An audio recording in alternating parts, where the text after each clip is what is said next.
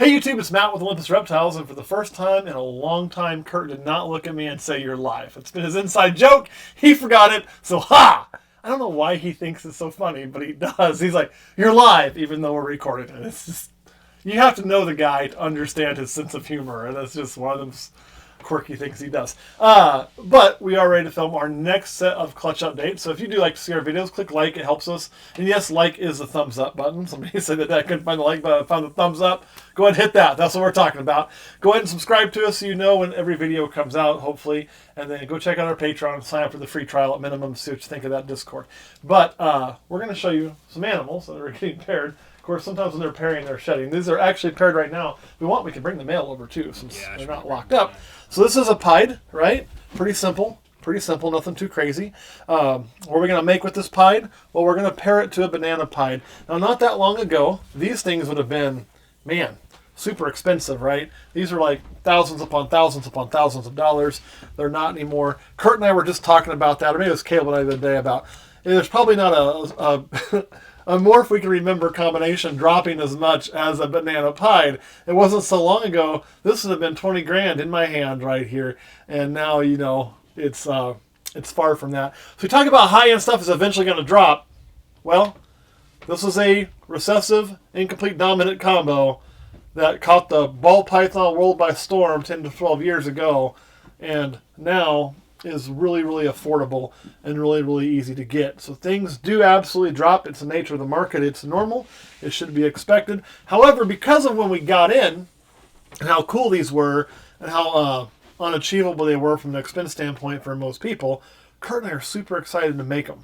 We're also super excited to make them and be able to offer them to others at a reasonable cost because they're really, really cool. This is one we brought in from the outside. It's not one we reproduced. And this is also one I brought in from the outside, and she's kind of the mom to all my whole backpipes. Aren't you, baby girl? Yes, you are. All right, give me those two back. And no, I'm not going to die from salmonella. Don't kiss your snakes, people. They say it can cause that, but truth be told, the salmonella stuff with the snake, you could probably lick that snake's butthole and not get salmonella. However, I do not recommend doing that because it's just, well, it's disgusting, but they do contain salmonella. Oh, she's in shed, isn't she? But this is one, the male is not in there. He's with somebody else. We're only going to be able to show you the female. But it's going to be bred to a banana. So another banana combo. This is a Calico. It's the same thing we did last year. This is actually a really, really nice Calico. It looks kind of dark right now, and the white's kind of dingy. It's because we flip her over. You're going to see the belly's turning nice and pink. We are going into a shed cycle. So Calico, spider, pastel. So bumblebee, Calico is what this is in a nutshell. With the banana, you're going to make some really cool banana spiders look good. Banana Calico looks nice and pretty. Banana pastel should not be put with banana, but it's kind of what we're going to have to deal with. But all in all, I'm really, really excited about this pairing. So. And most importantly, this is the parents that produced what we're calling the Mind Flayer. Oh, that is correct. This was the Mind Flayer parents right here. So hopefully we do pretty well with this one. Give me that one back. All right, and the Mind Flayer, you have to kind of look up some old videos. It's one that's a baby that is doing okay. We hasn't gone gangbusters yet, but we feel pretty confident it's going to be fine. We don't know if it'll be genetic yet or not. We're waiting to find out. This is a really simple, big fly on that one. Ah, did I get it? I did. Stupid fly. This is a simple Mojave. That's all this is. Nothing crazy. I believe it's going to a Mystic Potion. Is that right? No, Lesser Pastel. That's a different one. So the Lesser Pastel's not in there. He's also busy somewhere else. So we're just going to make some, ivories. I got ivories on the brain from the last video we filmed. We're going to make some blue-eyed leucistics here and some pastel lessers. We always get people like, oh, you make a lot of pastel lessers. It's because I have a lot of pastel lesser stuff. I really like it. I really like the lesser stuff, so we tended to get pretty heavy on it early on. We'll probably always produce some of it. It's not going to be big money snakes on that, although the bells are something that are always very consistent to sell. She is also not one I produced. This is one that we brought in. She is a mom to my original bells I have, though I do believe. Cam arm back. Roar. Thank you. The Calico, I forgot to tell you, that is one that I actually produced. So I didn't produce the banana that's going to it. That was our original banana we brought in a long, long time ago. But I did produce the banana pied. Or not the banana pied, sorry, the banana, or the Calico. So this is one I did not produce. This is a pastel axanthic. It was thought to maybe be a pastel yellow belly axanthic, but I don't think a yellow belly is in there from what we can tell.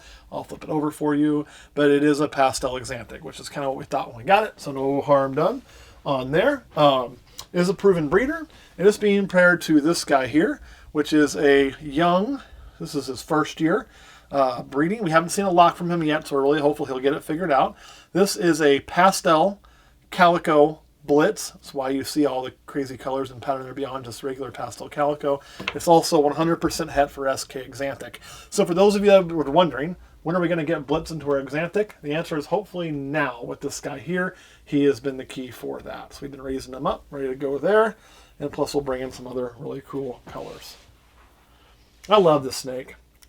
You know, we brought in that pastel. Was not one we produced, but we did produce this guy. So that is from our line of Blitz that we work with. And I'm just so excited about that snake, man. I just really, really am. I cannot wait to do that. Speaking of snakes that I produce myself, this is Electra. She's one with the name. She is a killer bee. So super pastel spider, right? That's all that's in there. Really beautiful snake, really beautiful colors.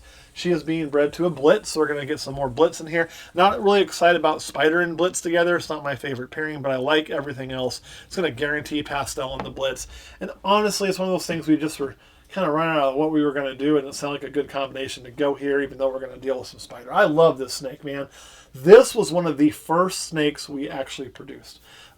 It's number 150201. So 15 is our first year breeding. This would have been the second clutch, the first baby. This was our first real project animal. We purchased a whole killer bee project, and bam, here it is. We hit it. Apollo was her father. Her mom was Demeter.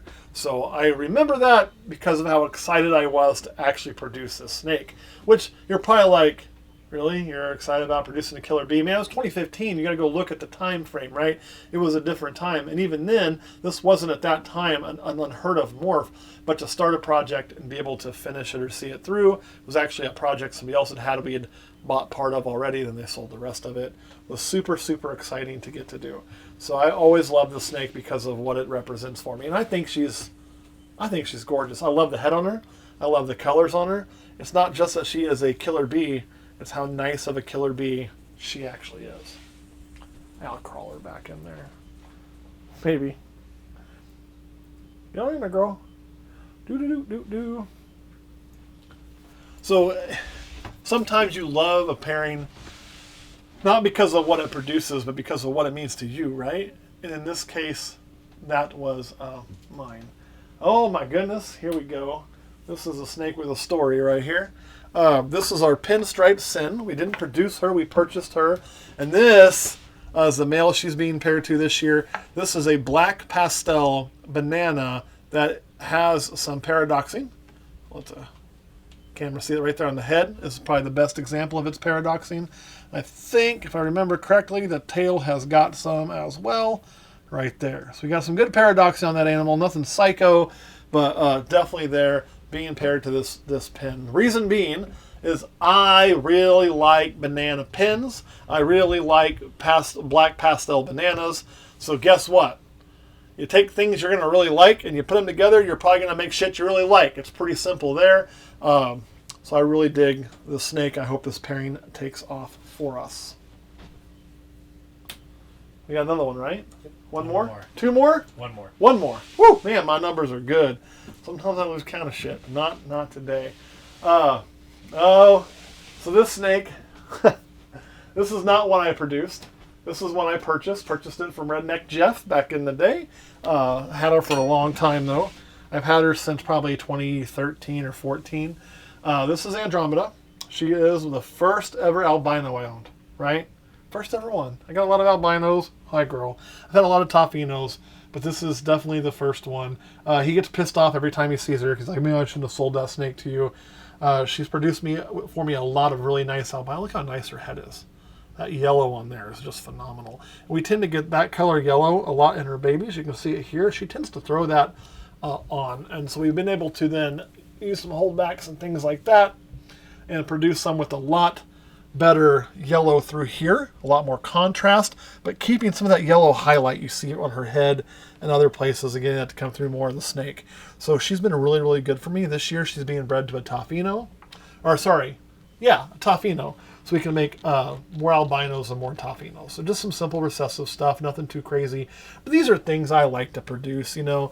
I don't need the 15 gene combo to make myself happy or to make myself feel accomplished. It's actually no harder to breed than it is to breed these. It's just harder to recognize. But I think some of these single gene recessives are staples in the market that are going to attract that first time buyer and get new people into our hobby, which is the hardest thing to do right now because the economy is, you know, yeah. So you've got to be able to get those new people in. And this is the kind of snakes that are going to do it. So, all right. I'll hand this one back to you. Boy, she wants to breed. That's not a snake. That's my hand. Nothing's going to lock you there, girl.